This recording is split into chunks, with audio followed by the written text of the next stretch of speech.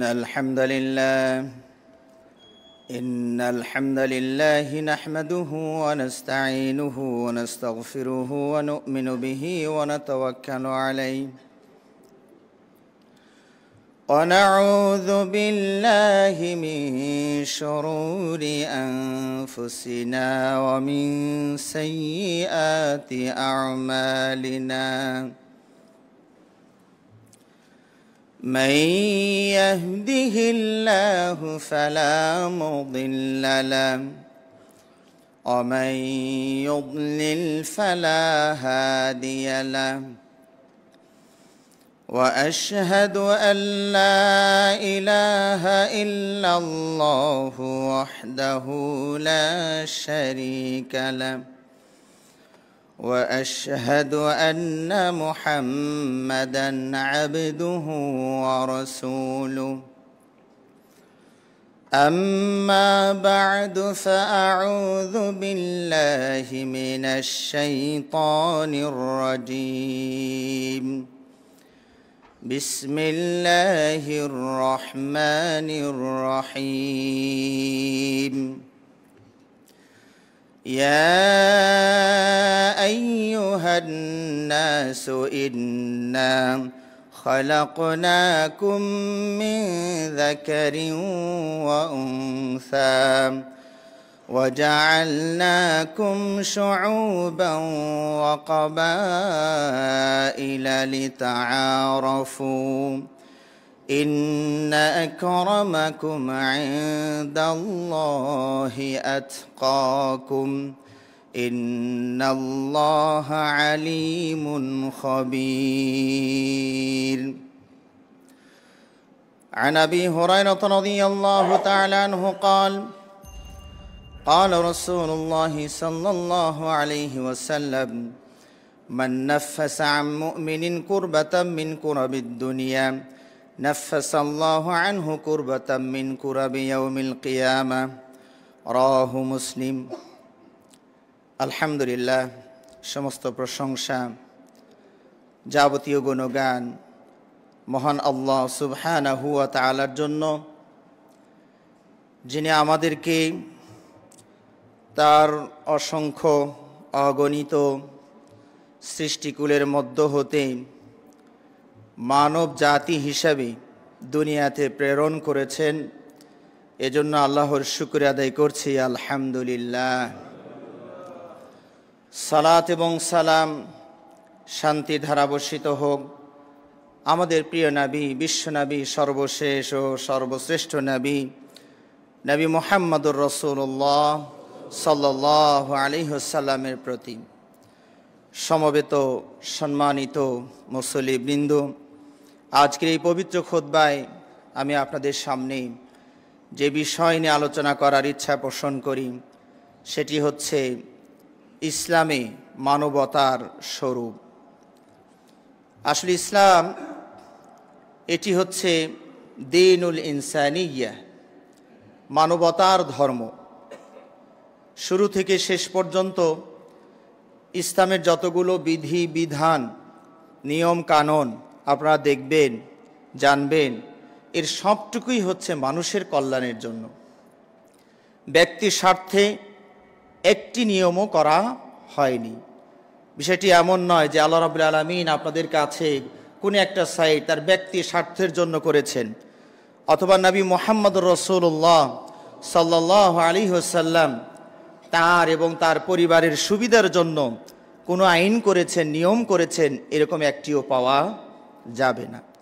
সুতরাং আদ্য প্রান্ত এ টু জেড, শুরুর থেকে শেষ পর্যন্ত পুরোটাই মানুষের সৃষ্টিকুলের কল্যাণের জন্যই এই আইন এবং নিয়ম করা হয়েছে।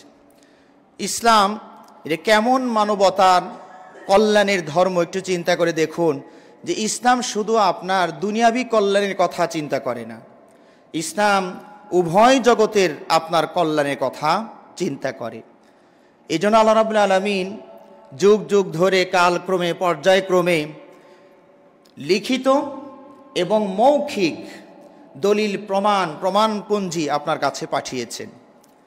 লিখিত হিসাবে আসমানি কিতাব পাঠিয়ে দিয়েছেন এবং মৌখিক হিসাবে নবী রাসূলগণকে আল্লাহ রাব্বুল আলামিন পাঠিয়ে দিয়েছেন, যাতে করে আপনারা ইহকালে এবং পরকালে কল্যাণ লাভ করতে পারেন। যে কাজটি করলে ইহকালে পরকালে কল্যাণ হবে, সেই কাজগুলোই লিখিত এবং মৌখিকভাবে বলার জন্যই নবী এবং রসুল পাশাপাশি আসমানি কিতাব পাঠিয়েছেন। আল্লাহ রাব্বুল আলামিন আপনাদেরকে যে কাজগুলো করতে উৎসাহ দিয়েছেন, আদেশ করেছেন, সে কাজগুলো যদি আপনি করি, তাহলে আপনি নিজে ইহকালে ভালো থাকবেন, আপনার আশপাশে যারা আছেন তারাও ভালো থাকবেন। উদাহরণস্বরূপ বলা যায়, আল্লাহ রাব্বুল আলামিন মিথ্যাকে হারাম করে দিয়েছেন, নিষেধ করে দিয়েছেন। এতে কি হবে? আপনি যদি এটা মেনে চলেন, তাহলে আপনার মাধ্যমে আর কারো ক্ষতি হলো না। একজন লোক বলল, ভাই অমুককে দেখেছেন, এই যে এদিক না কোন দিক গেল? আপনি দেখলেন যে সে ডাইনে গেছে, কিন্তু তাকে হয়রানি করার জন্য বলেন এই যে বাম দিকে গেছে, তা আপনি ছুটলেন ওই দিকে, তার লোকটাকে তো আপনি হয়রানি করলেন, উনি তো গিয়ে ওখানে পাবে না, আপনি নিজেও বুঝতে পারছেন, হয়রানি করলেন, ইহকালে তার একটা ক্ষতি করলেন, কিন্তু আপনি তো আপনার পরকালটা নষ্ট করলেন। পরকালে তো আপনার রাস্তা উল্টাপাল্টা হয়ে যাবে, আপনি তো জান্নাতের পথে যেতে পারছেন না, ওই যে বাম দিকে চলে যেতে হবে।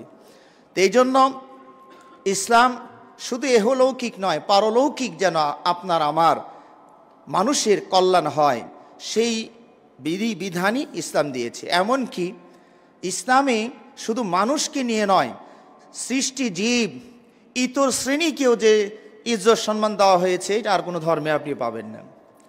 আপনারা জানেন, একজন খারাপ মেয়ে, চারিত্রিকভাবে একটা নষ্টা মেয়ে, একটা কুকুরকে পানি পান করানোর কারণে সে জান্নাতের পথ বেছে নিয়েছে বা জান্নাতে যেতে পেরেছে। সুবহানাল্লাহ।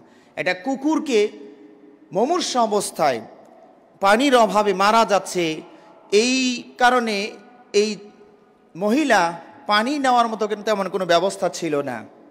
কি করলেন? পায়ের মোজা, এই মোজা বলতে আবার আমাদের দেশে কাপড়ের মোজা বুঝবেন না, তাহলে বুঝতে কষ্ট হয়ে যাবে, এটা চামড়ার মোজা। এটা অনেকটা এই ব্যাগের মতো, থলের মতো, ওখানে পানি ওঠানামা করানো যাবে। আমাদের মোজা তো ভিজলে ওখানে পানি চেপা ছাড়া পানি পাওয়া মুশকিল হবে। এটা চামড়ার মোজা। চামড়ার মোজা, নিজের পায়ের মোজা খুলে রশি পাবে কোথায়? নিজের ওড়নাটা দিয়ে রশি বানিয়ে এই কুয়ার ভিতর থেকে পানি উঠিয়ে কুকুরকে পানি পান করিয়ে মৃত্যুর হাত থেকে বাঁচানোর কারণে, এইটুক সেবা সৃষ্টিকুলের প্রতি রাখার কারণে এই মেয়েটার চারিত্রিক সমস্যা থাকা সত্ত্বেও আল্লাহ রাব্বুল আলামিন তাকে ক্ষমা করে জান্নাতের ব্যবস্থা করে দিয়েছে। সুবহানাল্লাহ বিহামদিহি সুবহানাল্লাহ আযীম। অপরপক্ষে আর একজন মহিলা একটা বিড়ালকে ইচ্ছাকৃতভাবে বেঁধে রেখেছিল। সে নিজেও খাবার দেয়নি, তাকে ছেড়ে দেয়নি, আল্লাহ রিজিক সে খেয়ে বেড়াবে এই সুযোগটাও তাকে দেয়নি, যার কারণে আল্লাহ রাব্বুল আলামিন এই মহিলাটাকেও জাহান্নামে যাওয়ার ব্যবস্থা করে দিয়েছে। তাহলে ইসলাম শুধু মানব কেন, সৃষ্টিকুলের কোনো একটা প্রাণী, মশা মাছি থেকে শুরু করে কোনো প্রাণী যেন নির্যাতিত না হয়, সেদিকে ইসলাম খেয়াল রেখেছে। হয়তো বা আবার মশার কথা যেহেতু বলে ফেললাম, তাহলে আবার ব্রেনের মধ্যে আসতে পারে, তাহলে কি ওটাও মারা যাবে না নাকি? হ্যাঁ, এখানে বিষয়টা হচ্ছে ওরা যতক্ষণ পর্যন্ত মানুষকে কষ্ট না দিবে, তো তুমিও ভালো থাকো, আমিও ভালো থাকি। কিন্তু যখনই তারা আমাদেরকে কষ্ট দিবে, তখনই জাযাউ সাইয়্যাতিন মিসলুহা, আল্লাহ বলছেন যেমন কষ্ট দেয় ওইরকম ওরে কষ্টটা দিয়ে দাও। হ্যাঁ, ওটা হলো টিট ফর ট্যাট, যেটা মানে যেমন কর্ম তেমন ফল, সেই হিসাবে ওটা দেওয়া হবে। কিন্তু ওরা যতক্ষণ আমাদেরকে কষ্ট না দিবে, আমরা ওদেরকে কষ্ট দিব না। ইসলামের এই নীতিমালা। সম্মানিত ভাইরা, ইসলাম, বিশেষ করে মানুষ এই জগতে কেউ ফ্রেশ শান্তিতে থাকে না, কারো না কোনো সমস্যা থেকেই যায়। কারো সমস্যাটা ছোট হয়, কারো সমস্যাটা বড় হয়। কারণ এই দুনিয়াটা আসলে মানুষকে তৈরি করা হয়েছে এই দুনিয়াতে বসবাস করার জন্য নয়, এই বডিটা তৈরি করা হয়েছে জান্নাতে বসবাস করার জন্য। কারণ আল্লাহ রাব্বুল আলামিন যখন মানুষকে তৈরি করলেন, কি বললেন? ইয়া আদামুসকুন আনতা ওয়া যাওজুকা, এরপরে কোনটা বলছেন? ফিদ দুনিয়া বলছেন কি? ইয়া আদামুসকুন আনতা ওয়া যাওজুকা আল জান্নাহ, হে আদম তুমি আর তোমার স্ত্রী মিলে জান্নাতে থাকো। তৈরি করা হয়েছে জান্নাতের জন্য, এই বডিটা উপযুক্ত হচ্ছে জান্নাতের। ফাকুলা মিনহা রাগাদান হাইথু শিতুমা, ওখানে ডায়াবেটিসের ভয়ও নাই, যেখানে যেটা মন চায় খালি খাইতে থাকো।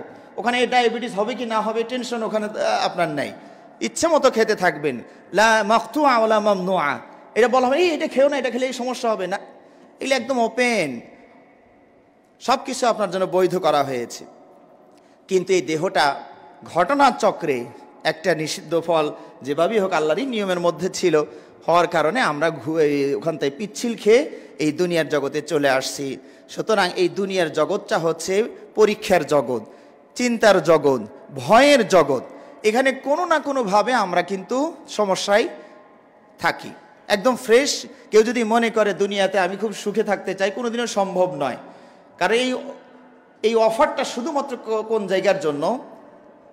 জান্নাতের জন্য। লা খাউফুন আলাইহিম ওয়ালা হুম ইয়াহজানুন। জান্নাতে কোনো ভয় নাই, চিন্তা নাই, দুশ্চিন্তা নাই, টেনশন নাই, এবং চিরদিন সেখানে থাকবেন। যা চাবেন ওয়ালাকুম ফিহা মা তাশতাহি আনফুসুকুম, তোমাদের মন যা চায় সেখানে তাই পাবে।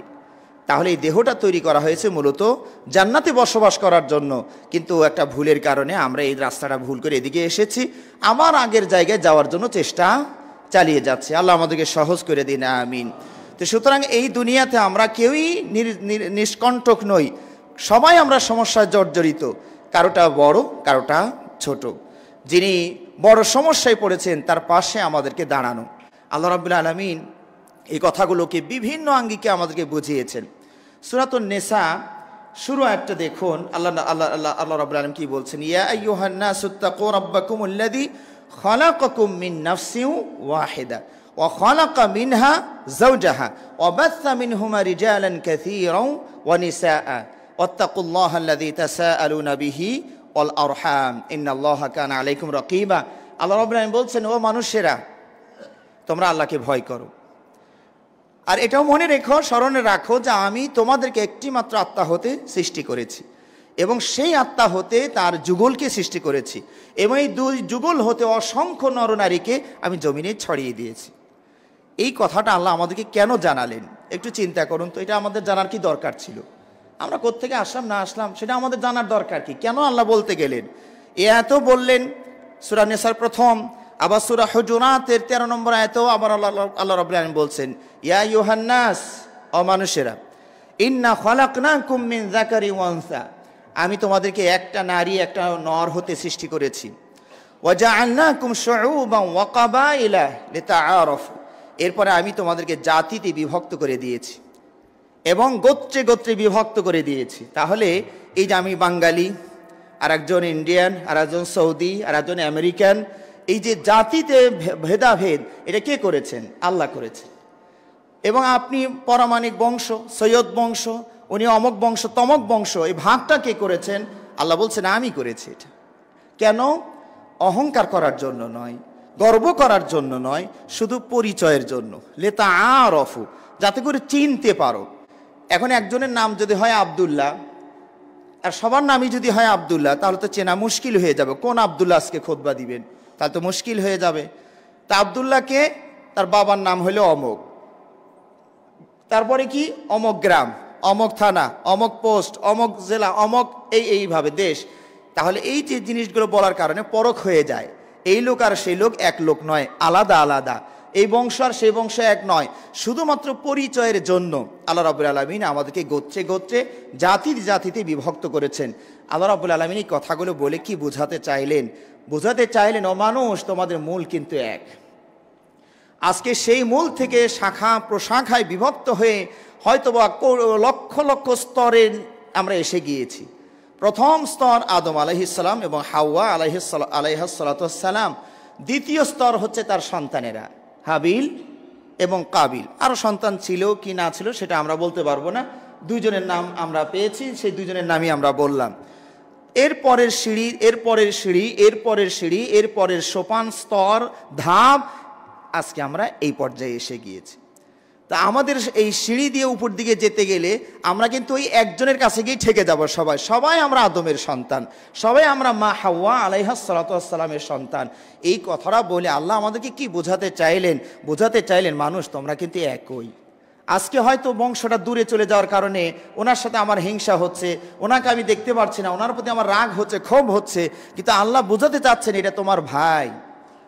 হয়তো বা কালক্রমে পর্যায়ক্রমে স্তরটা অনেক নিচে এসেছে, কিন্তু আসলে উপরের দিকে উঠতে উঠতে তুমি কিন্তু হয় হাবিলের সন্তান, না হয় কাবিলের সন্তান, আর সর্বশেষ তোমরা আদমের সন্তান। তোমাদের গোড়া কিন্তু এক। তাহলে কি এখানে যেন কেউ কারো উপরে হিংসা বিদ্বেষ, কেউ কারো যেন ক্ষতির চিন্তা ভাবনা না করে। এটা তোমার ভাই, এটা তোমার ভাই। হ্যাঁ, ভাই হয়তো দুই রকম হতে পারে। একটা দিনী ভাই, দিনের ধর্মের সাথে যারা মিল আছে, ইন্নামাল মুমিনুনা ইখওয়া, এখানে ইখওয়া মানে ভাই, মুমিনরা পরস্পরে ভাই ভাই। আর একটা হলো বংশ দিক থেকে ভাই, নসবের দিক থেকে ভাই। ওই অমুসলিমরাও আমাদের ভাই। কোন দিক দিয়ে? ওর বাবা যে আদম, আমার বাবাও আদম, সেই হিসাবে আমরা ভাই। বংশের দিক থেকে আমরা ভাই, কিন্তু দিনের দিক থেকে আমার ভাই হলেন যারা আমার ধর্ম ইসলামের সাথে মিল রাখে, তারা হলেন আমাদের ভাই। সম্মানিত ভাইয়েরা, আল্লাহ রাব্বুল আলামিন এই কথাগুলো বলে বোঝাতে চাচ্ছেন যে তোমরা পরস্পরের প্রতি সদয় হবে, পরস্পরের প্রতি দয়াশীল হবে, করুণা প্রকাশ করবে, প্রদর্শন করবে। আল্লাহ রাব্বুল আলামিন এইভাবে আরও অনেকগুলো আয়াতে বলেছেন। মুসলিম জাতির কথা বিশেষ করে উল্লেখ করেছেন যে মুসলিম জাতির জন্মই হয়েছে মানুষের কল্যাণের জন্য। কুনতুম খায়রা উম্মাতিন উখরিজাত লিন-নাস, মানুষের কল্যাণের জন্য, কল্যাণ সাধন করার জন্যই তোমাদেরকে সৃষ্টি করা হয়েছে। তাহলে আমরা মুসলিম জাতি এই দুনিয়াতে এসেছি কেন? মানুষের সেবা করার জন্য। হ্যাঁ, এই দেহ, এই বডি, এই অর্থ সম্পদ, এটা সবটুকু আপনার জন্য নয়। আল্লাহ রাব্বুল আলামিন পবিত্র কোরআনে বলে দিয়েছেন, ওয়াফি আমওয়ালিহিম হাক্কুন লিস-সাইলি ওয়াল মাহরুম, নিশ্চয় তাদের সম্পদে, তাদের অর্থ সম্পদে অধিকার আছে। যারা ভিক্ষাবৃত্তি করে চায় আপনাদের কাছে, তাদের একটা হক আছে। ওয়াল মাহরুম, এবং বঞ্চিত যারা, যাদেরকে আল্লাহ সরাসরি সম্পদ দেয়নি, তাদেরও একটা অংশ আপনার সম্পদের ভিতরে আছে। এভাবে দেখুন, আমরা যদি নিজেদেরকে মানব সেবায় নিয়োজিত করি তাহলে আমাদের লাভটা কি হবে? এক নম্বর লাভ হচ্ছে যে আপনি যদি মানব সেবায় নিজেকে নিয়োজিত রাখেন, তাহলে যেন আপনি আল্লাহর সেবায় নিজেকে নিয়োজিত রেখেছেন। সুবহানাল্লাহ। কিয়ামতের দিন আল্লাহ রাব্বুল আলামিন আপনাকে আমাকে জিজ্ঞেস করবেন, ইয়া আবদি ইয়া ইবনা আদম ইন্নী কুনতু মারিদান ফালাম তাউদনি, বান্দা আমি অসুস্থ ছিলাম, তুমি তো আমার সেবা করনি। আপনি তখন বলবেন যে রব্বুল আলামিন, আমরা আপনার কি করে সেবা করতে পারি অথচ আপনি হলেন রব্বুল আলামিন। আল্লাহ রব্বুল আলামিন বলবেন, কেন?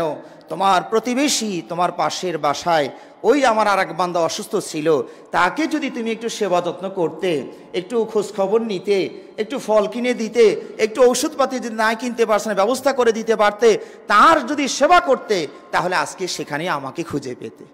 তাহলে মানব সেবার ভিতরে আল্লাহকে পাওয়া যাচ্ছে। আল্লাহ রাব্বুল আলামিন আবার বলবেন, হে আমার বান্দা, আমি ক্ষুধার্ত ছিলাম, তুমি আমাকে খাবার দাওনি। বান্দারা বলবে, রব্বুল আলামিন আমরা কি করে আপনাকে খাবার খাওয়াবো? আপনি রব্বুল আলামিন। আল্লাহ আবার ওই কথাই উত্তর করবেন যে আমার অমুক বান্দা তোমার প্রতিবেশী অনাহারে ছিল, অর্ধাহারে ছিল, তুমি যদি তার একটু খোঁজ খবর নিতে, তাহলে তো আমাকেই খাওয়ানো হতো। এরপরে পান করার বিষয়টা আলাদা করে বলেছেন, খানা পিনা। ইয়া আবদি ইয়া ইবনা আদম ইস্তাসকাইতুকা ফালাম তাসকিনি, আমি তোমার কাছে পানি চেয়েছিলাম, তুমি আমাকে পানি পান করাওনি। বান্দার একই উত্তর দিবেন, আল্লাহও একই উত্তর দিবেন। তাহলে এখানে দেখুন, আপনি আমি যদি মানব সেবা নিজে করি, তাহলে যেন আমরা আল্লাহর সেবা করছি। আসলে আল্লাহর তো সেবার প্রয়োজন নাই, আল্লাহ তাকে পরিচয় করে দিচ্ছেন দুঃখী মানুষ হিসাবে, মানুষের রূপ ধরে যেন আমাদের সামনে এসেছেন। ওনাকে সেবা করো, তাহলে আমাকে পেয়ে যাবে। সুবহানাল্লাহি বিহামদিহি সুবহানাল আযীম। আল্লাহ নবী সাল্লাল্লাহু আলাইহি ওয়াসাল্লাম আরো বলছেন, মান নাফাসা আন মুমিনিন কুরবাতাম মিন কুরাবিদ দুনিয়া নাফাসাল্লাহু আনহু কুরবাতাম মিন কুরাবি ইয়াউমিল কিয়ামা।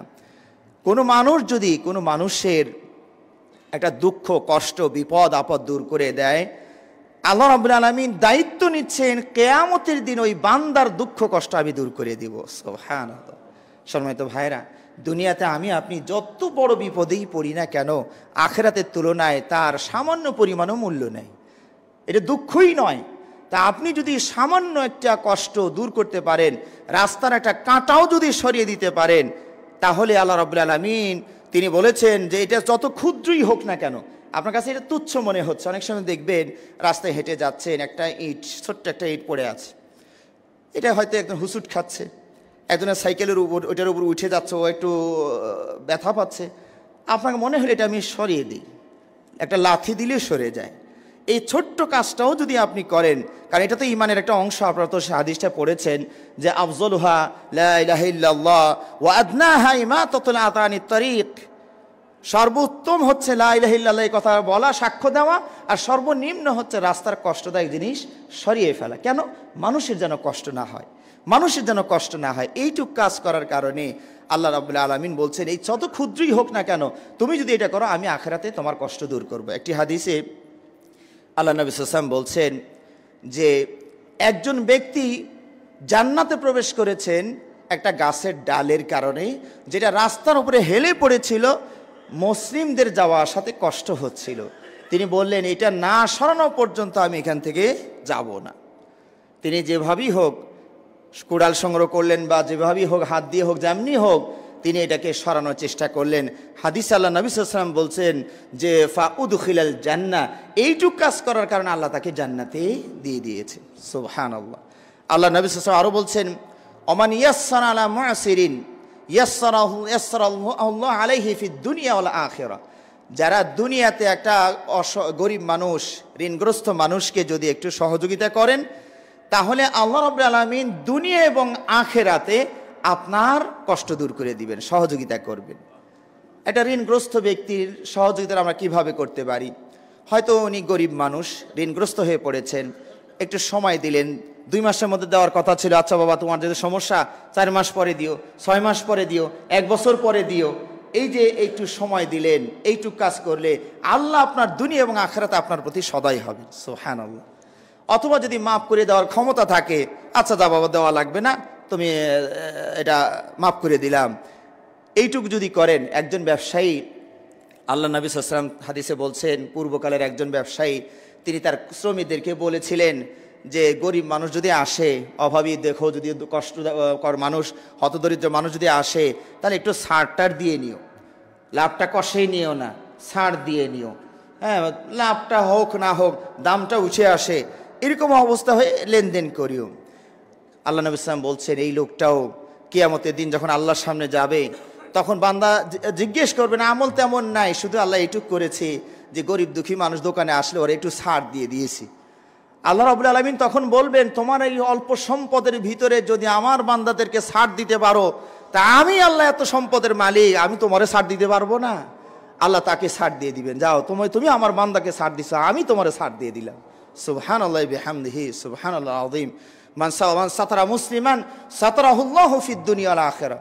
যারা মুসলিমের দোষ গোপন রাখবে, আল্লাহ তার দোষ দুনিয়া এবং আখিরাতে গোপন রাখবেন। সুবহানাল্লাহ সুবহানাল্লাহ।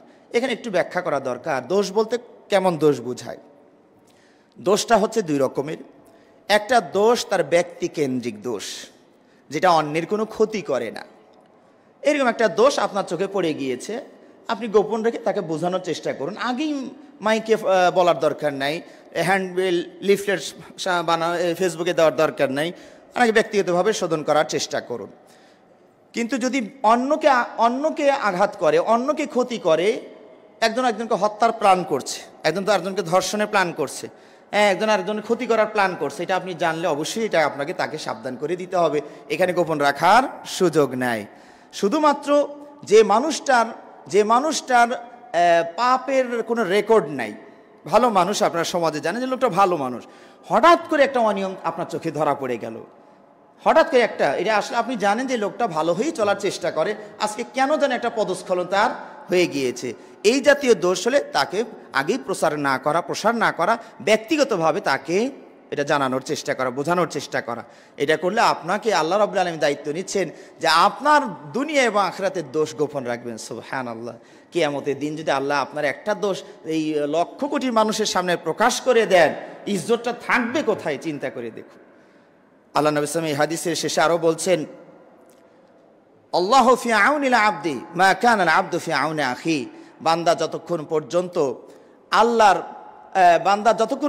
আরেক বান্দার সাহায্যে থাকবে, আল্লাহ ততক্ষণ পর্যন্ত ওই বান্দার সাহায্যে থাকবেন। সুবহানাল্লাহি বিহামদিহি সুবহানাল্লাহ আযীম। সম্মানিত ভাইরা, আমি যদি মানব কল্যাণে কিছুটা চেষ্টা করি, তাহলে দুনিয়াতে নানাবিধ বিপদ আপদ থেকে বেঁচে যাওয়ার সম্ভাবনা আছে। আমাদের নবী মুহাম্মদ রাসূলুল্লাহ সাল্লাল্লাহু আলাইহি ওয়াসাল্লাম, তিনি নবুয়তের আগে নবুয়তের পরে তার যে মানুষ সেবার যে চিত্রটা আপনাদের সামনে আছে, একটু খেয়াল করুন। যখন তিনি হীরা গুহায় প্রথম ওহীটা প্রাপ্ত হলেন, ইকরা বিসমি রাব্বিকাল্লাযী খালাক। তিনি ভয় পেয়ে গেলেন, জিবরাইলকে দেখে ভয় পেয়েছেন, চাপ দিয়েছেন, বুকে ব্যথা হয়ে গিয়েছে। বাড়িতে গিয়া খাদিজা রাদিয়াল্লাহু তাআলা আনহাকে বললেন, জাম্মিলুনি জাম্মিলুনি, কোনো জায়গায় আছে দাসসিরুনি দাসসিরুনি, আমাকে একটু আবৃত্তি করো, আমি ইন্নী খাশিতু আলা নাফসি। নবী সাল্লাল্লাহু আলাইহি ওয়াসাল্লাম খাদিজাকে বলছেন, খাদিজা আমি আমার নাফসের উপরে, আত্মার উপরে একটু আশঙ্কা করছি, আমি মনে হয় ধ্বংস হয়ে যাব, আমাকে মনে হয় ক্ষতি করা হবে। খাদিজা রাদিয়াল্লাহু তাআলা আনহা নবী সাল্লাল্লাহু আলাইহি ওয়াসাল্লামকে অভয় দিয়ে বলছেন, কাল্লা ওয়াল্লাহি লা ইউখজিকাল্লাহু আবাদা, অসম্ভব, আল্লাহর কসম, আল্লাহ আপনাকে অপমানিত করবেন না। কেন, কি দলিলের ভিত্তিতে খাদিজা রাদিয়াল্লাহু তাআলা আনহা নবী সাল্লাল্লাহু আলাইহি ওয়াসাল্লামকে এমন সাহস তিনি দিতে পারলেন? কয়েকটি সৎ আমলের কথা খাদিজা এসে উল্লেখ করেছেন। ইন্নাকা লা তাসিলুর রাহিম, আপনার প্রথম গুণ হলো আপনি আত্মীয়তার সম্পর্ক বজায় রাখেন, আত্মীয়তার সম্পর্ক বজায় রাখেন। আমাদের সমাজে কিন্তু আত্মীয়তার সম্পর্ক বজায় রাখা মানে যতক্ষণ উনি সালাম দেয় ততক্ষণ আমি সালাম দিই, যতক্ষণ উনি আমার সাথে রক্ষা করে আমি রক্ষা করি, এটাকে আত্মীয়তার সম্পর্ক রক্ষা করা বোঝায় না। আল্লাহ নবী সাল্লাল্লাহু আলাইহি ওয়াসাল্লাম বলেছেন, লাইসাল ওয়াসিলু বিল মুকাফি, ওই যে ভালো করলে ভালো দিবেন, এইটাকে আত্মীয়তার সম্পর্ক বজায় রাখা বোঝায় না, বরং তারা ছিন্ন করে আর আপনি জোড়া দেন, তারা আপনার সাথে দুর্ব্যবহার করে আপনি তাদের সাথে ভালো ব্যবহার করেন, এইটার নাম হলো আত্মীয়তার সম্পর্ক বজায় রাখা। তবে এক্ষেত্রে আরেকটু বিষয়টা বলা দরকার, সেটা হলো আত্মীয়তা আসলে কাকে বোঝায়। আত্মীয়তা বলতে বোঝায় যাদের সাথে আপনার ব্লাড কানেকশন আছে, রক্তের সম্পর্ক আছে, এরা হলো আপনার আত্মীয়।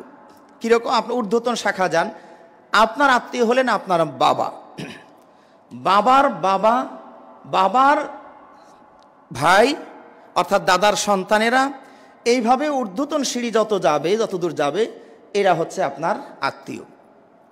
আর মা, মার মূল হচ্ছে নানা নানি, নানার আবার শাখা আছে, তার সন্তান ওটা হলো আপনার মামা, এরপরে আপনার খালা, আর বাবার সাইড আছে ফুফি। এই যে স্তরগুলো, চাচাতো ভাই, চাচাতো বোন, ফুফাতো ভাই, ফুফাতো বোন এবং এদের সন্তানেরা, এদের সাথে আপনাদের কিন্তু ব্লাড কানেকশন আছে, এরা হচ্ছে আত্মীয়তা, এদেরকে বোঝানো হয়েছে। কিন্তু শ্বশুর শাশুড়ি এটা কিন্তু আত্মীয়তার মধ্যে পড়ে না, তারা অন্য কারণে সদ্ব্যবহার পাবে। আত্মীয়তার মধ্যে, আত্মীয়তার যেটা হাদিসে বলা হয়েছে, মানে আত্মীয়তার সম্পর্ক বজায় রাখা, এটার মধ্যে শ্বশুর শাশুড়ি পড়ে না। কিন্তু আবার যদি চাচাতো বোনকে বিয়ে করে থাকেন, তাহলে কিন্তু আবার ওইটাও দুই দিক থেকে হয়েছে, কারণ ও তো আত্মীয়তা আসলে চাচা হিসাবে তো আত্মীয়তার মধ্যে পড়ছে, ওটা আবার মনে মনে করি না, মানে সব ব্যাখ্যা এক জায়গায় এলোমেলো করে দিয়েন না আবার। হ্যাঁ, তাহলে এই আত্মীয়তার সম্পর্ক ছিন্ন যারা মানে করে, তাতে তো জান্নাতেই যাওয়ার কথা নাকচ করে দেওয়া হয়েছে। লা ইয়াদখুলুল জান্নাতা কাতি', আত্মীয়তার সম্পর্ক ছিন্নকারী জান্নাতে যাবে না। তার আল্লাহ নবী সাল্লাল্লাহু আলাইহি ওয়াসাল্লামের প্রথম গুণটা কি ছিল, যে তিনি আত্মীয়তার সম্পর্ক বজায় রাখতেন। এই 2 নম্বর গুণ ছিল তাহমিলুল কাল্লা, অসহায় দুর্বল এদের দায়িত্ব নিতেন আপনি। ওদের খরচপাতির টাকা পয়সা নাই, নিজের কষ্টার্জিত পয়সা দিয়ে ওদের দুঃখ দুর্দশা দূর করার চেষ্টা করেছেন। কখনো হাদিয়ে দিয়েছেন, কখনো টাকা পয়সা দিয়েছেন, কখনো বোঝাটা মাথায় তুলে দিয়েছেন। অতাহমিলুল কাল্লা, দুর্বল অসহায়ের ইয়াতীমের দায়িত্ব আপনি পালন করেন, এটা 2 নম্বর বৈশিষ্ট্য। 3 নম্বর হচ্ছে অতাকসিবুল মাদুম, নিঃস্ব যারা, অর্থ সম্পদ যাদের নাই, আপনি তাদের অর্থ সম্পদের ব্যবস্থা করে দেন।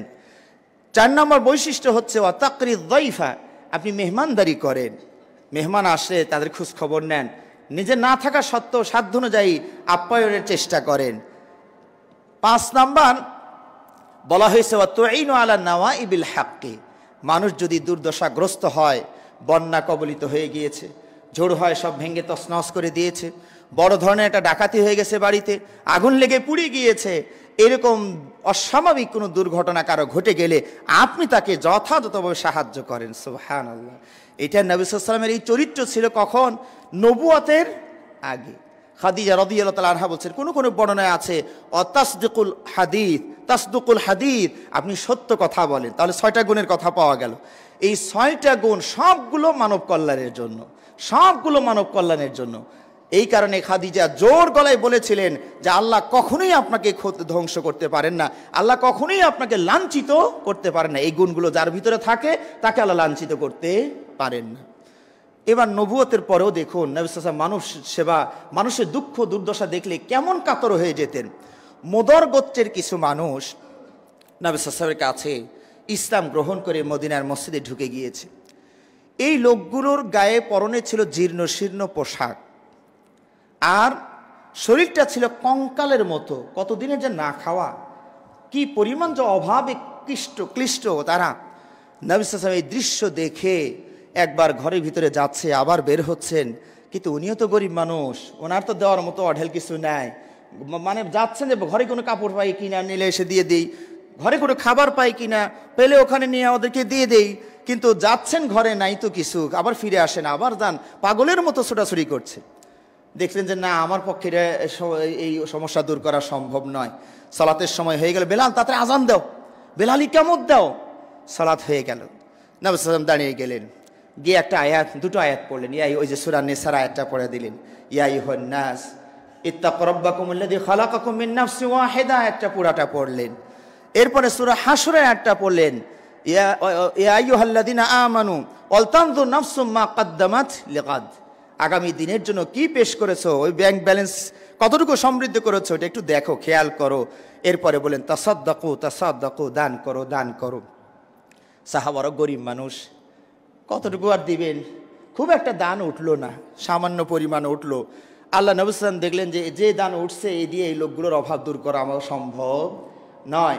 আরো জোরালোভাবে বলেন, ওয়ালাউ বিশিক্কি তামরা, একটা খেজুর যদি তোমার কাছে থাকে অর্ধেক দাও আর অর্ধেক তোমার কাছে রাখো। এই কথা শুনে পিছন থেকে একজন সাহাবা বুঝতে পেরেছেন আজকে দানের বড়ই গুরুত্ব আছে, একটা খেজুরের অর্ধেক যেহেতু দিতে বলেছেন তাহলে দানের একটা গুরুত্ব আছে। পিছন থেকে উনি উঠে গিয়ে বাড়িতে কাঁচা টাকার একটা বস্তা ছিল, আগের যুগের পয়সার স্বর্ণ মুদ্রা, রৌপ্য মুদ্রা, একটা বস্তা ছিল। বস্তা বলছে এই জন্য, ছোট থলে হলে সাহাবী বলছেন যে উনি নিয়ে আসতে গিয়া পারছে না, মানে দুর্বল, মানে সহযোগিতা ছাড়া বস্তাটা আনতে পারছে না, হয়তো বা কি কোনো কারণে এই টাকাগুলো জমা করছিলেন। কিন্তু আজকে নবীর মুখের ভাষণ শুনে এটা রাখার উপায় নাই, বাড়িতে গিয়ে নিয়ে আসলেন, নবী সাল্লাল্লাহু আলাইহি ওয়াসাল্লামকে দিয়ে দিলেন, ইয়া রাসূলুল্লাহ, আল্লাহ যেখানে খরচ করা দরকার হয় আল্লাহর রাস্তায় খরচ করেন। ওনার এই দানটা দেখে অন্যান্য সাহাবাদের ভিতরে আগ্রহ সৃষ্টি হলো, আরে এত টাকা মানুষ দান করে আর আমি এরকম কৃপণ হয়ে বসে আছি। উনিও উঠে গেছেন, বাড়িতে যার যা ছিলেন, কাপড়, খিসমিস, পনির, যার যা ছিল নিয়ে এসে স্তূপাকারে সাজিয়ে দিলেন। নবী সাল্লাল্লাহু আলাইহি ওয়াসাল্লামের এই চেহারাটা সাহাবী বলছেন, এই সময় দেখলাম নবী সাল্লাল্লাহু আলাইহি ওয়াসাল্লামের চেহারাটা একটু স্বর্ণের কালার ফুটে উঠলো, মৃদু মৃদু হাসি ফুটে উঠেছে, খাদ্যের স্তূপ জমা হয়ে গেছে, কাপড়ের স্তূপ জমা হয়ে গেছে। এই মানুষগুলোর দুঃখ এখন দূর করা সম্ভব হবে। সম্মানিত ভাইরা, আল্লাহ নবী সাল্লাল্লাহু আলাইহি ওয়াসাল্লাম এইভাবেই মানুষের দুঃখ দুর্দশা দূর করার জন্য এইভাবে সেবা, মানে শ্রম দিয়েছেন। নিজে না পেরেছেন, অন্যদের কাছ থেকে নিয়ে সহযোগিতা নিয়ে সেটা দূর করার চেষ্টা করেছেন। আল্লাহ নবী সাল্লাল্লাহু আলাইহি ওয়াসাল্লাম যখন দানের কথা বলতেন, সাহাবারা গরিব মানুষ, কোত্থেকে দিবেন? সাহাবারা বলতেন, কুন্না নাতাহামালু, আমাদের সংসার চালানোর জন্য আমাদের অতিরিক্ত পরিশ্রম করার দরকার হয় না, কিন্তু দান করতে হলে আমাদের যে টাকা পয়সা ইনকাম হয় ও দিয়ে হয় না। দান করতে নবীজি বললেন দান করো সাল্লাল্লাহু আলাইহি ওয়াসাল্লাম, তাহলে আমরা দিব কোত্থেকে? সাহাবারা বলছেন আমরা কুলির কাজ করে টাকা উপার্জন করে নবী সাল্লাল্লাহু হাতে দিতাম, আল্লাহর রাস্তায় দান করেন, কুলির কাজ করে। তাহলে নবী সাল্লাল্লাহু আলাইহি ওয়াসাল্লাম এই মানুষের দুঃখ দুর্দশা দূর করার জন্য কতভাবেই চেষ্টা করেছেন। সম্মানিত ভাইয়েরা, আজকে আপনাদের সিলেটের বিভিন্ন এলাকায় প্রায় সময় প্রতি বছরই সমস্যাগুলো হচ্ছে, বন্যা এবং নানান সমস্যা এখানে দেখা যাচ্ছে। আপনি আপনার সামর্থ্য অনুযায়ী তাদের পাশে দাঁড়ানোটা আপনার জন্য একটা গুরু দায়িত্ব। আপনি যতটুকু পারেন, আপনি পুরো কষ্ট তার দূর করতে পারবেন না, আপনার 5টা টাকা, আপনার 10টা টাকা, আপনার 1 কেজি চাউল, এটা দিয়েও হয়তো তার দুঃখ দুর্দশা দূর করা সম্ভব হতে পারে। আমরা সবাই এগিয়ে আসার চেষ্টা করি। আল্লাহ নবী সাল্লাল্লাহু আলাইহি ওয়াসাল্লাম কেমন দান করতেন, এই হাদিসটা আমি এর আগে মনে হয় একদিন আপনাদেরকে বলেছি, যে একদিন একটা ছাগল জবাই হয়েছে। নবী সাল্লাল্লাহু আলাইহি ওয়াসাল্লাম আয়েশাকে এসে বলে, আয়েশা কিছু আছে? নবী সাল্লাল্লাহু আলাইহি ওয়াসাল্লাম, আয়েশা বলেন, ইয়া রাসূলুল্লাহ মা বাকিয়া ইল্লা কাতিফুহা, ওই পাখনাটা আছে আর সবই তো গেছে। আল্লাহ নবী সাল্লাল্লাহু আলাইহি ওয়াসাল্লাম উল্টা করে বললেন, বাকিয়া কুল্লুহা ইল্লা কাতিফুহা, আয়েশা সবটুকুই আছে, এই পাখনাটুকুই নাই। নবী সাল্লাল্লাহু আলাইহি ওয়াসাল্লাম হিসাবটা উল্টা ছিল। কারণ আল্লাহ রাব্বুল আলামিন বলছে মা ইনদাল্লাহি বাকিন, মা ইনদাকুম ইয়ানফাদ ওয়া মা ইনদাল্লাহি বাকিন। তোমাদের কাছে যেটা আছে সেটা তো ধ্বংস হয়ে যাবে, শেষ হয়ে যাবে, আর আল্লাহর কাছে যেটা দিয়েছো সেটাই রয়ে যাবে। সুতরাং ভাইয়েরা, আপনাদের আশপাশে যারা আপনাদের এখান থেকে ওইভাবে জোরালো ব্যবস্থা যদিও এখন কর্তৃপক্ষ ওইভাবে নেননি, যারা আবেদন করছেন যে আমাদের একটু সহযোগিতার দরকার, তাদের পক্ষ থেকে এই ব্যবস্থা নেওয়া হয়েছে। আপনারা আপনাদের সাধ্য অনুযায়ী যতটুকু সম্ভব 2 জুমা ত্রাণ বিতরণ করা হয়েছে, আজকেও মনে হয় ব্যবস্থা আছে। আপনারা যতটুকু সম্ভব অংশগ্রহণ করার চেষ্টা করুন, মানুষের কষ্ট দূর করার চেষ্টা করুন। আপনার আল্লাহ রাব্বুল আলামিন ইহকালের পরকালে কষ্ট দূর করে দিবেন। আল্লাহ আমাদেরকে এই ভালো কাজে সহযোগিতা করার তৌফিক দান করুন, আমিন। ওয়া আখির দাওয়ানা আলহামদুলিল্লাহি রাব্বিল আলামিন।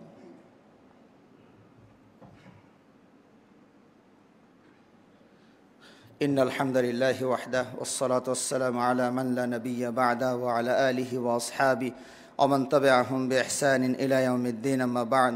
فإن خير الحديث كتاب الله وخير الهدي هدي محمد صلى الله عليه وسلم وشر الأمور محدثاتها وكل محدثة بدعة وكل بدعة ضلالة وكل ضلالة في النار. عباد الله رحمكم الله، إن الله يأمركم بأمر بدأ بنفسه فقال في محكم تنزيله إن الله ملائكته يصلون على النبي يا أيها الذين آمنوا صلوا عليه وسلموا تسليما. اللهم صل على محمد وعلى آل محمد كما صليت على إبراهيم وعلى آل إبراهيم إنك حميد مجيد. اللهم بارك على محمد وعلى آل محمد كما باركت على إبراهيم وعلى آل إبراهيم إنك حميد مجيد. اللهم أعز الإسلام والمسلمين، اللهم أعز الإسلام والمسلمين واخذل الكفرة والفجرة واليهود والمشركين. اللهم دمر ديارهم وشتت شملهم ومزق جمعهم. اللهم انصرنا فإنك خير الناصرين، اللهم انصرنا فإنك خير الناصرين. اللهم انصر المسلمين في فلسطين، اللهم انصر المسلمين في فلسطين وفي كل مكان يا رب العالمين.